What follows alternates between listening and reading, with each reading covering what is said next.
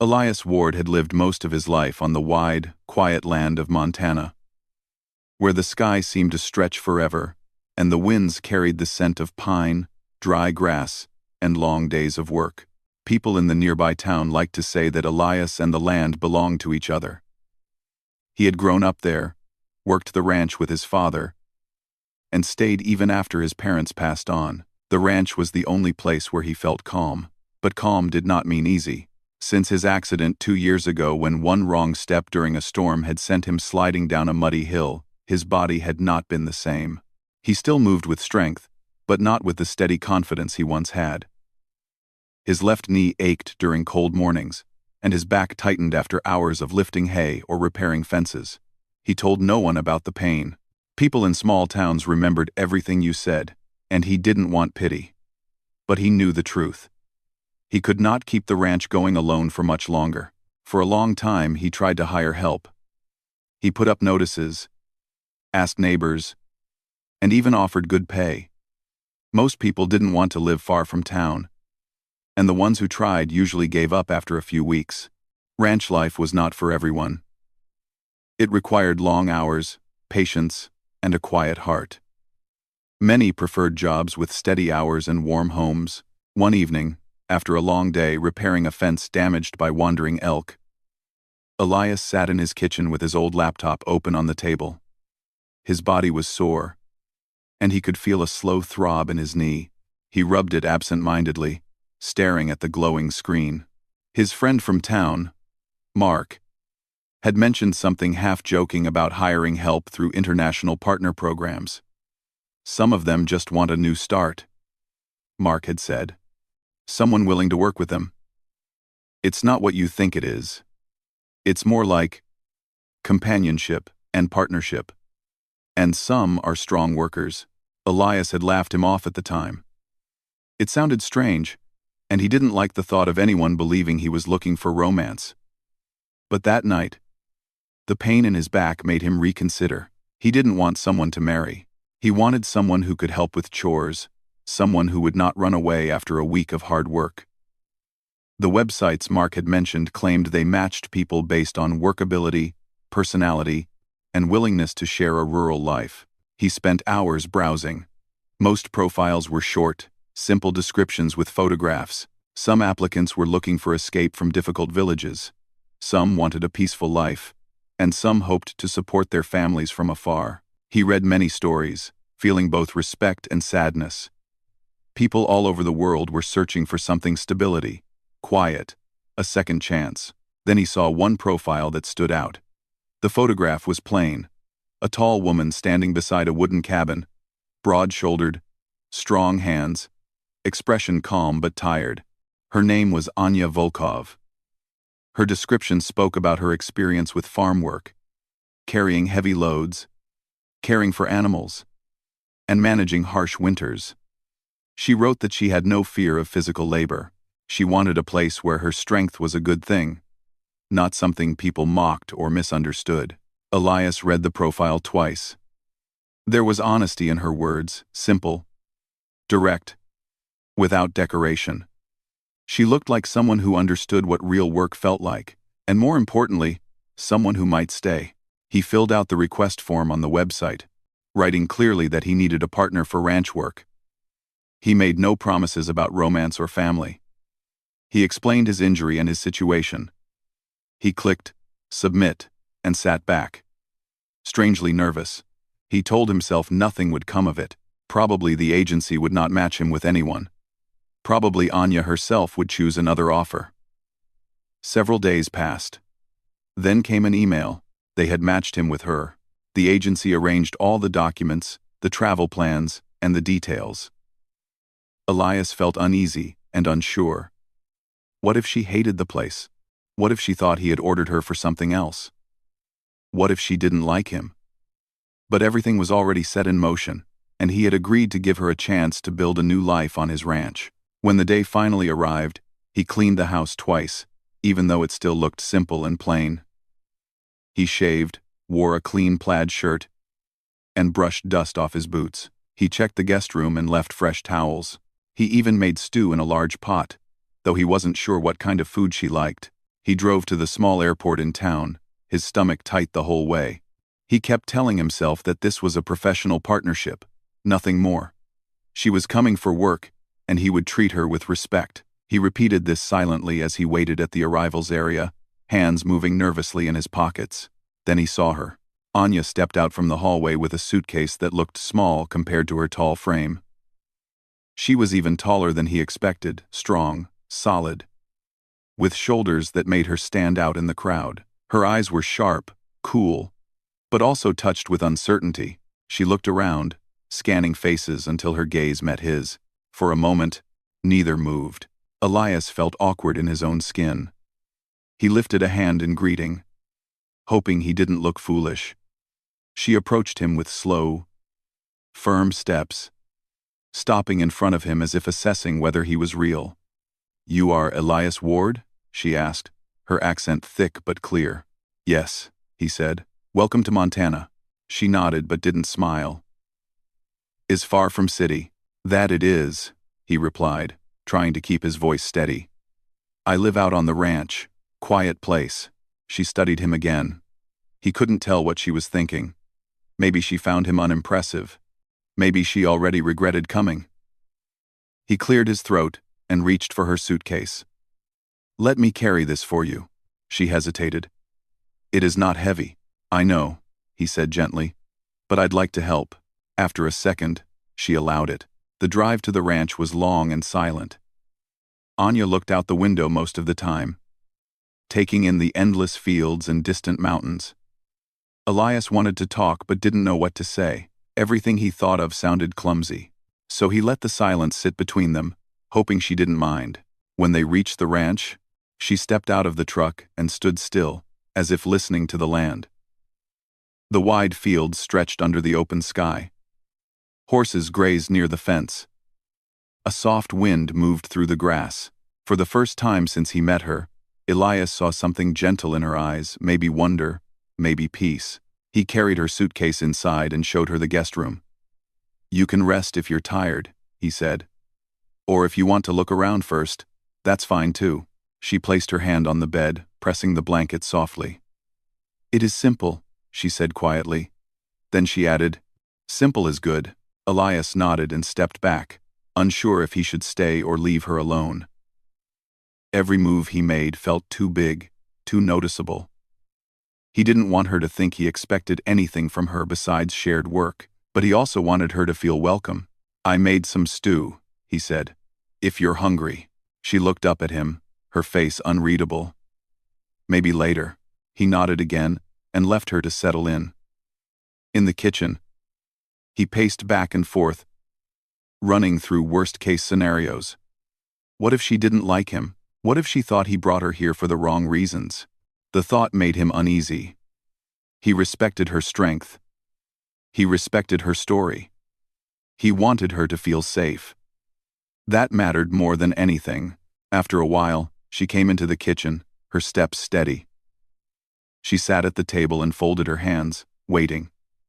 Elias served her a bowl of stew and sat across from her. They ate quietly. The air between them was not warm yet, but not hostile either.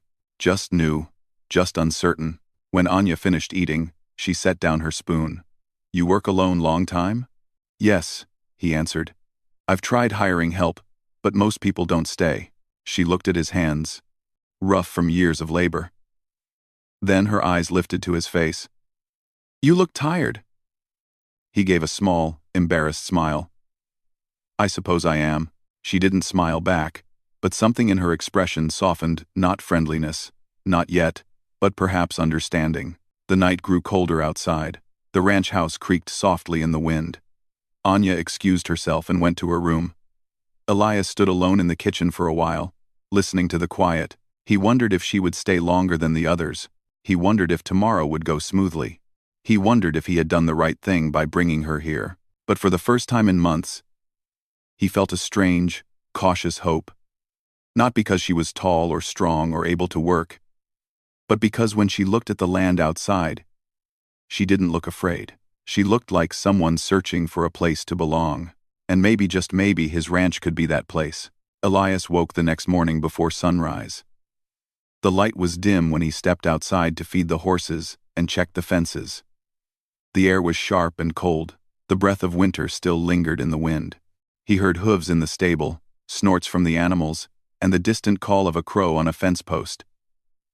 It was a familiar rhythm. He wanted it to feel normal again. Inside, the house was quiet. The guest room door was closed. He thought about knocking, about asking if she wanted breakfast, but paused. He did not want to startle her or make her uncomfortable. Instead, he went to the kitchen, boiled water for coffee, and sat at the table, rubbing his hands for warmth. The world outside felt wide and empty, as it always did, but this time, it felt heavy with possibility. A knock on the door startled him. He looked up. One of the ranch hands from town, Old George, stood just outside, holding a bundle of mail. The small world of the nearby town still cared for this remote ranch. George handed over a few letters and newspapers. Elias nodded politely, trying not to stare at George too long.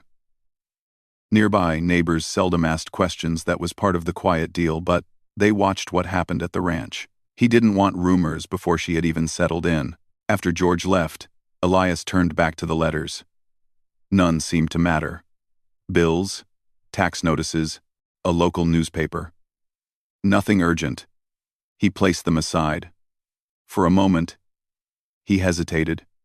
Should he check on her? Maybe it was time to offer breakfast. But he swallowed the thought. He didn't want to seem pushy. Instead, he left a steaming cup of coffee on the table and went to the stable. He worked with horses in the morning, cleaning stalls, giving hay, checking bridles. The animals moved slowly. Winter had made even the horses quiet and patient. After an hour or two, he returned to the house. The sky had lightened enough for daylight. That was when he saw Anya coming out of her room. She looked ready for work, simple clothes, boots, her hair pulled back. She held a mug in her hands. "Good morning," Elias said softly. She nodded. "Good morning." Her voice was calm but cool. She glanced around the empty kitchen and then at the coffee. "You drink?" He poured 2 mugs, slid one across the table. She took it, warmed her hands around it, and blew gently. She did not smile. They drank in silence. Outside, a soft wind rustled, dried grass. In that quiet, they both seemed to be waiting for something. A word, a chance, or perhaps nothing at all. After breakfast, mostly stale bread and hard cheese, because supplies were low, Elias stood. "If you want, I can show you around the ranch," he offered. The fence lines, the barn, pasture. He paused, not sure if she would accept. She put down her mug. "Yes," she said. "I must see place." Her accent was gentle. The words were unadorned, practical. They left the house together. The ranch stretched wide. Fields of brown grass, gates, corrals, and old barns. The wind carried dust, soft but insistent. Some fence posts leaned, others still stood straight. Elias walked slowly, showing her where the animals grazed, where the winter hay was stored, where fences needed repair. She watched, nodded, asked a few questions about water troughs and feed schedules. Her eyes calm, honest, took it all in. As the morning moved to midday, Elias handed her a shovel and asked her to help with clearing some snow around the barn door and feeding the smaller animals. He expected resistance, maybe shock, maybe complaint. Instead, she worked without a word, firm and efficient. Her strength was real. Each movement was steady. She lifted hay bales, scraped snow, shifted tools. She didn't slow down or hesitate. Elias watched, impressed. Not just by her strength, but by her patience. She worked long and hard under the chilly sun, breathing clouds in the cold air. When she paused, she looked at the distant mountains, then back at the barn, her expression serious but calm. By the time afternoon came, the tasks were done. The snow was cleared, the animals fed, and the barns safe for the night. Elias felt something in his chest, not relief exactly, but gratitude. He approached her, offering water. She took it without hesitation, accepted it, drank. "Thank you," he said. Simple, but true. "You work good." She looked at him. "I know how to work," she said simply. Then she added, more quietly, "I worked harder back home." Her voice held no bitterness, just fact. He nodded. He didn't know what to say.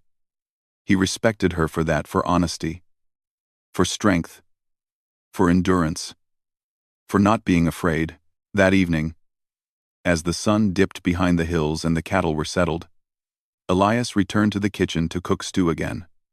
But this time, he felt more sure. He stirred the pot slowly, adding vegetables, some meat, salt, water. He wanted to make more than a cold meal. He wanted to offer a sign, a small one, that this place could try to feel like home. That this offer was not a test, but a start.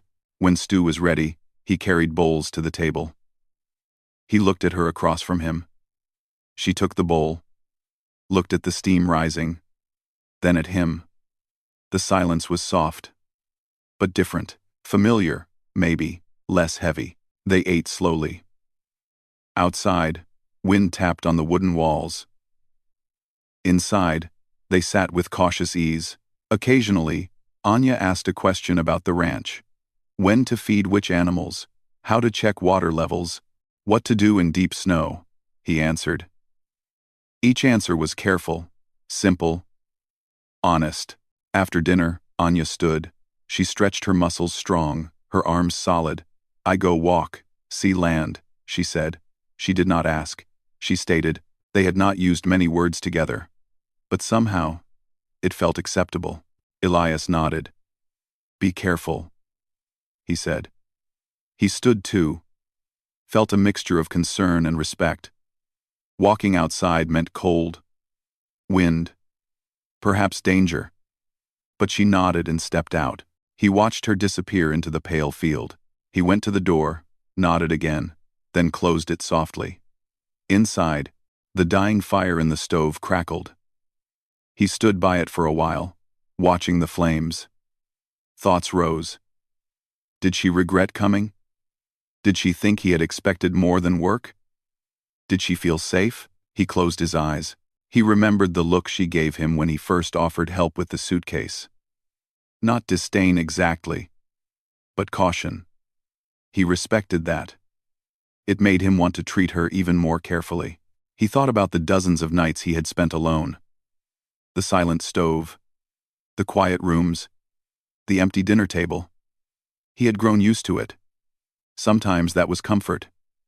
Other times, it felt hollow. He was afraid that inviting someone to share his life might bring more loneliness, emotional weight, disappointment, questions.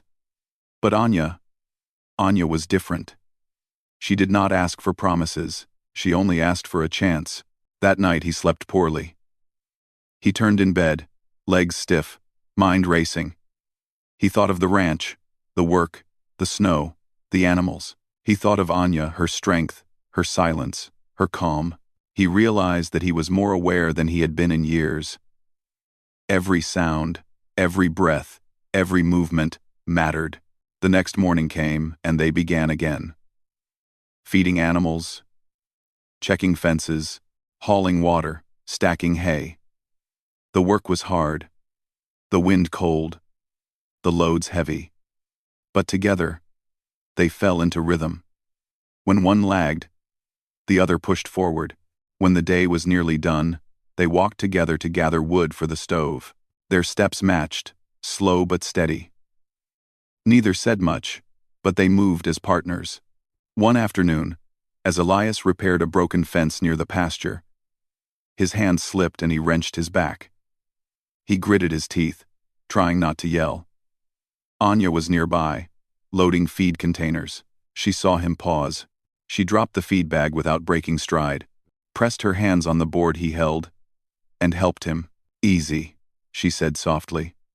Her accent was light, But the concern in her voice was real. He struggled a moment, then nodded, moved carefully. She didn't complain. She didn't ask. She just helped. Once the fence was stable again, they stepped back. He rubbed his back, feeling the ache fade slowly. He glanced at her. She looked at him, steady and calm, then nodded with what felt like approval. That small act, nothing dramatic, almost invisible, felt like more than help. It felt like respect. It felt like something new, the beginning of trust. Days passed, each one similar to the last, but each day they learned something about each other. Her quiet determination, his careful patience, her unwillingness to ask for ease, his efforts not to demand more than he offered. They did not talk much about their pasts, their fears. They simply worked. They simply lived. But in the small gestures, the shared tasks, the warm stew, the gentle thank you, the help when he hurt, something shifted. The ranch, which had once felt too heavy for him alone, no longer seemed insurmountable. The chores, which once wore him down, now had silent company. And the house, which had been quiet and empty, now felt like someone might stay. One evening, after the chores and the feeding and the stacking of hay, Anya came into the kitchen with a small box in her hands. She placed it on the table. Elias looked at it, curious. She opened it slowly. Inside were 2 carved wooden coasters, simple, rough around the edges, with naive carved patterns. One showed a field with animals grazing under a rising sun. The other showed mountains and a narrow trail, a horse walking along. She laid them gently on the table. "I carve," she said quietly. "Back home. I carve wood sometimes." She pointed to the first. "This my life." Then to the second. "This place, maybe life again." Elias touched the wood, rough but sturdy. He looked at her. The lines of her face, carved by years of work, looked soft in the lamplight. He felt something rise inside him, gratitude, admiration, a subtle warmth. He nodded. "They are good," he said. "Thank you." She nodded back. No words about comfort, about belonging, about acceptance, just acknowledgement. But sometimes, acknowledgement was enough. That night, as they sat by the fire, sipping weak tea, the air warmed slightly by the stove, Elias realized how strange the world could be. How 2 people, strangers, from different worlds, a lonely rancher, a woman from a far village, could find a way to share silence. Could share work. Could share small hope. He did not know what the future held. He did not know if what they shared would last. But he knew this. For the first time in many years, he did not feel alone. And perhaps, for the first time, Anya felt she had a place, not just a job, not just a shelter, but a chance. A rough, unpolished, uncertain chance. But a chance nonetheless. The winter storm began without warning. One moment, the sky was only a pale gray curtain, hanging low over the hills. The next, heavy clouds rolled in like a dark wall. The wind sharpened, carrying flakes that grew thicker by the minute. By afternoon, the world outside the ranch house had become a blur of white. Snow pushed against windows, howling around corners, making the wooden walls shake like an old ship in rough waves. Elias had known the storm was coming, but not this fast. He had planned to bring in extra wood from the shed before dark. However, as the wind grew harsher, he stood at the doorway and realized the shed was impossible to reach safely. He turned back inside and bolted the door.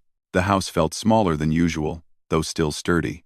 Anya stood near the window, staring into the swirling snow with a still, sharp expression. She had lived through many winters before. But the size of this storm surprised even her. "Is strong," she said quietly. "Too strong," Elias answered. "We're not going anywhere till morning." She nodded once, stepped away from the window, and crossed her arms. She looked uneasy, but she didn't complain. She simply took a seat at the table, listening to the storm beat against the house.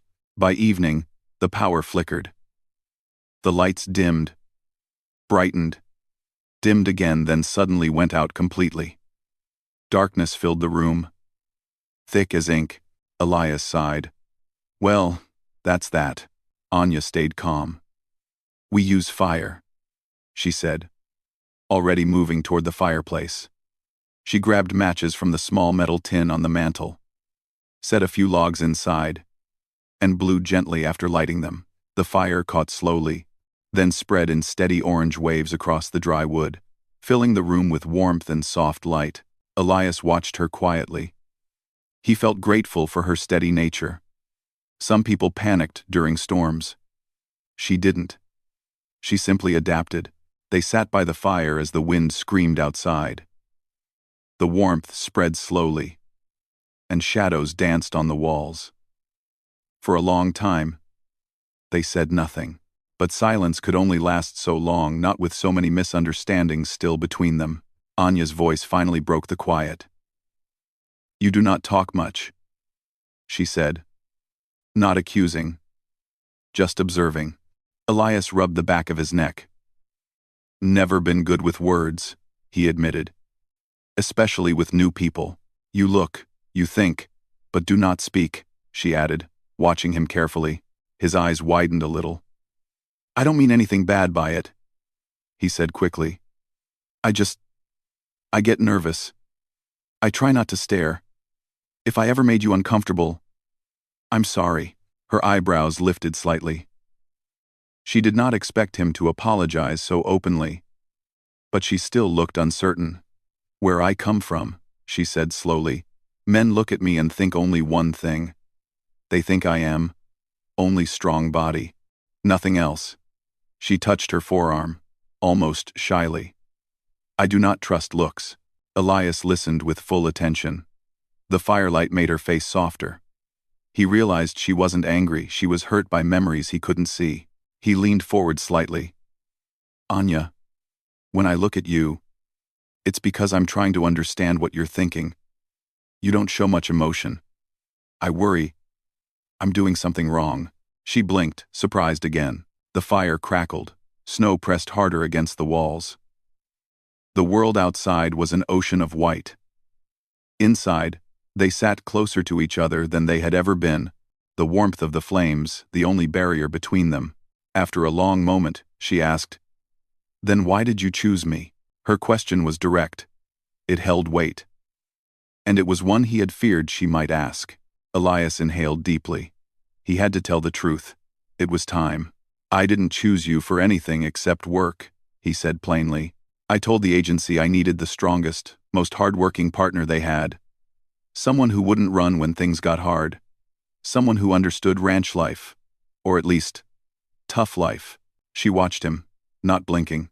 And, he paused, carefully searching for honest words. I thought they would send a man. Anya's eyes widened. The expression that crossed her face was complicated shock, confusion, maybe even a hint of embarrassment or frustration. The firelight flickered over her features. You expected man, she said quietly. Yes, Elias said. I didn't ask for a wife. I asked for help. He continued gently. The agency decided you matched what I needed. I didn't know until your name appeared in the confirmation letter. She looked away, her face heating slightly. So you did not order me? She asked, her voice softer than before. He shook his head. No, I would never do that. The wind roared outside like a giant beast. But inside, the air felt different now, lighter, warmer, more fragile. Anya leaned back slowly in her chair. Her eyes were not angry, but thoughtful. I thought, maybe you wanted something else, she admitted. Many men ask for wife, not worker.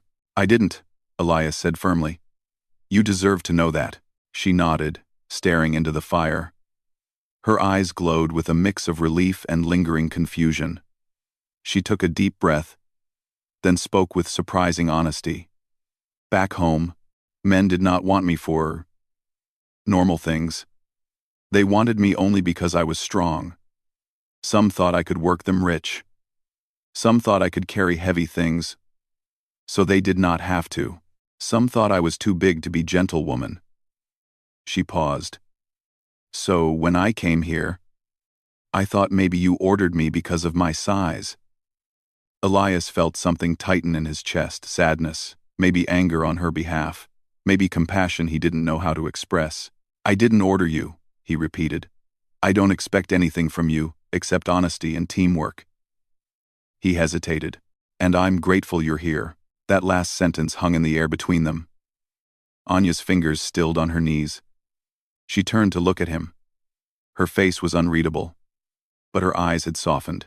Thank you, she whispered. Another hour passed. The fire warmed them. The storm raged. The wind sang its lonely winter song. Their shadows moved on the wooden floor as they talked slowly at first, then more freely. He told her about his injury, how he fell during a storm years ago, how his back had never fully healed.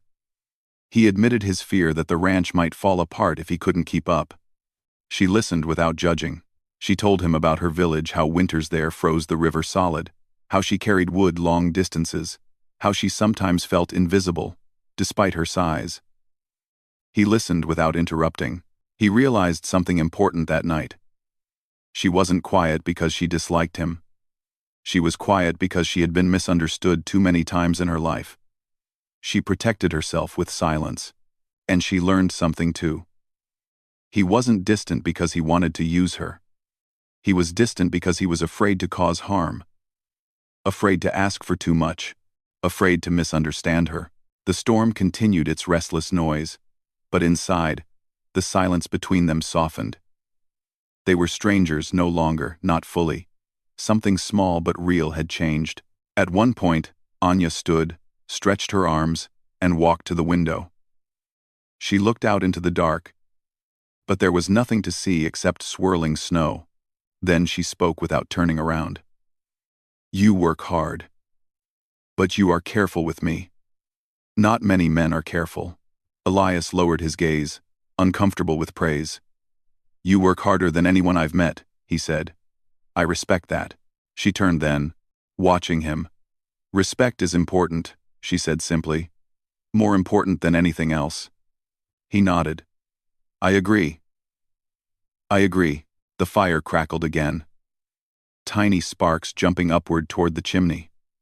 Warmth filled the room, warming the wooden floor, the chairs, the silent places in their hearts.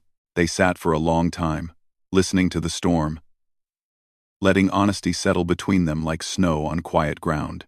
Later, when the night grew late and the fire grew small, Elias stood. You should rest, he said. You too, she replied. Their eyes met for a short moment, calm, trusting, no wall between them like before. Anya walked to her room. She paused at the doorway, then said in a gentle voice, I misunderstood you before. I see now. You are not that kind of man. Elias felt warmth spread across his chest. I'm glad you know. She nodded once, then went inside, closing the door softly. He stood alone by the dying fire, thinking about everything they had shared that night.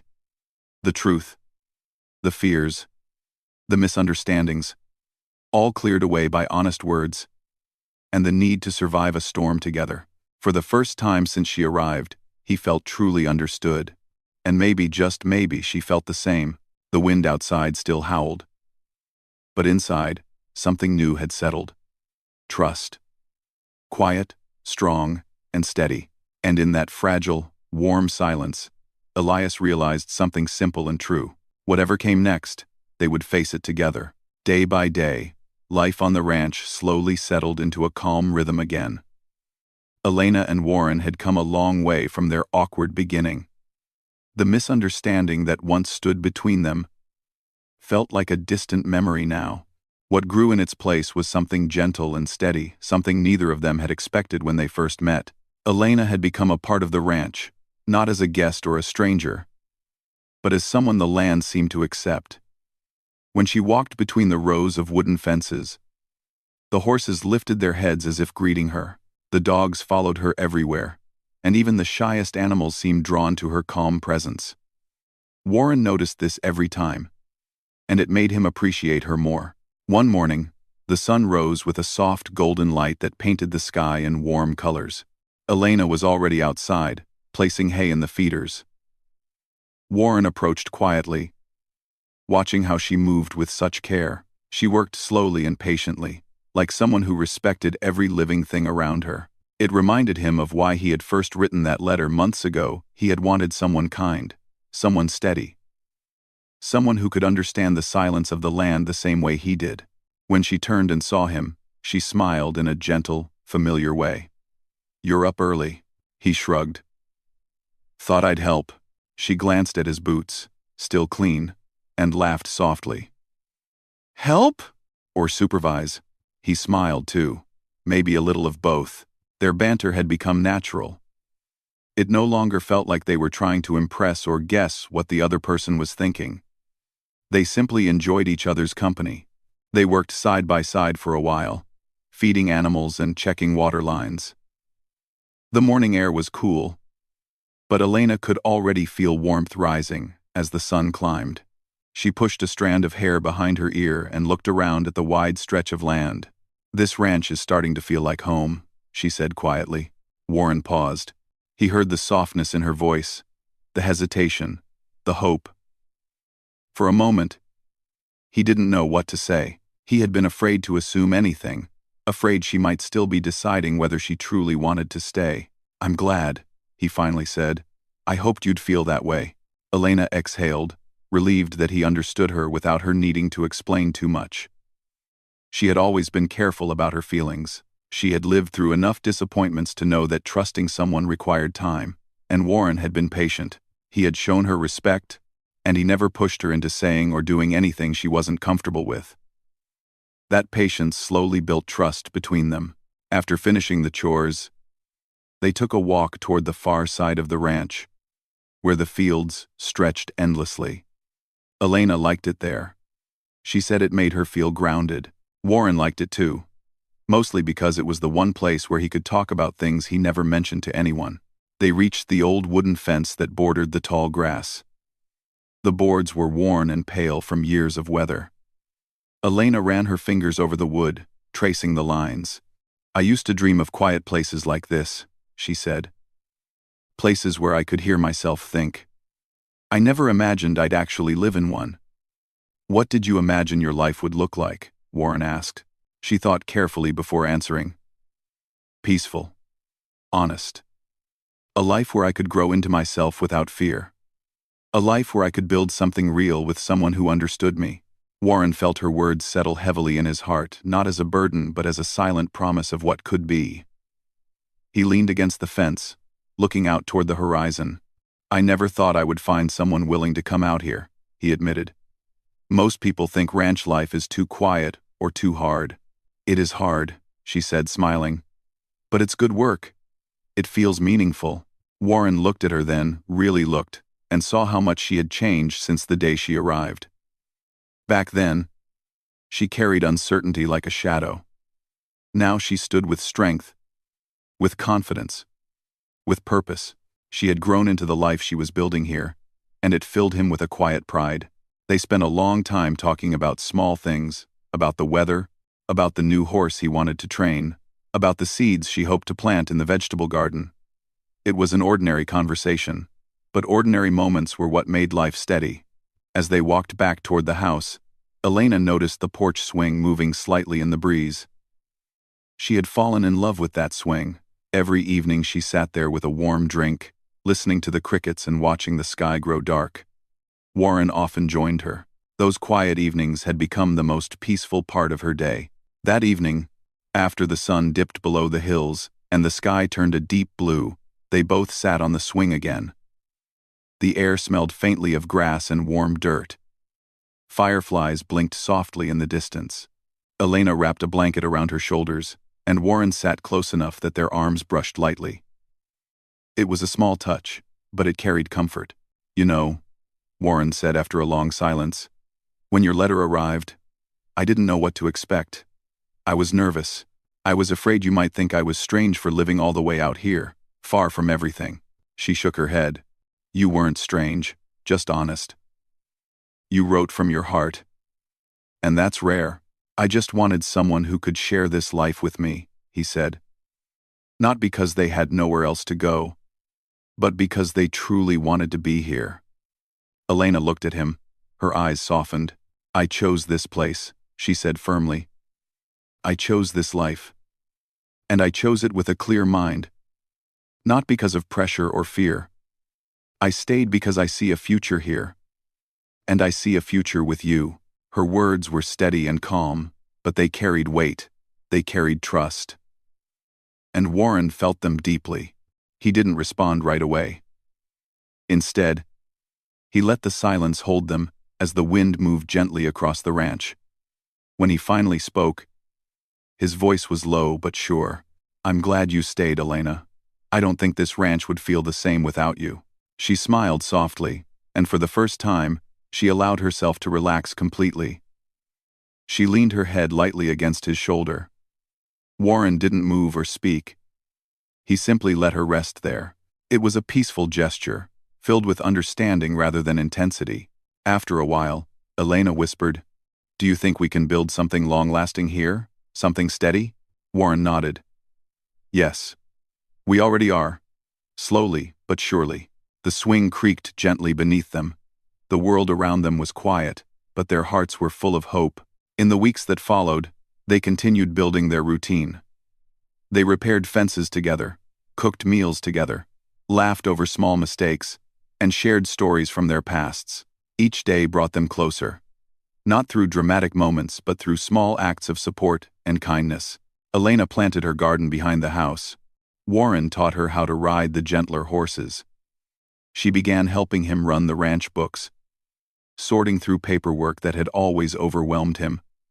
They became partners, not just in work, but in daily life.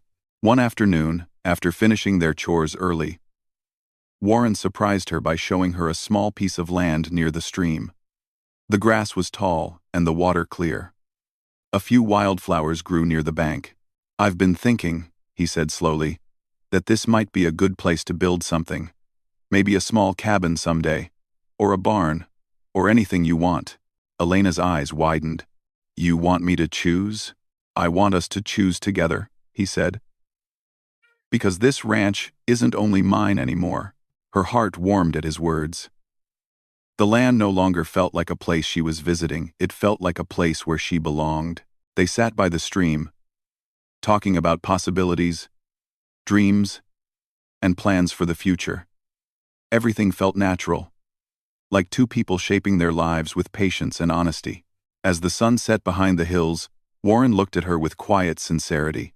"Elena," he said, "whatever we build here, whatever comes next, I want you to know that I respect you.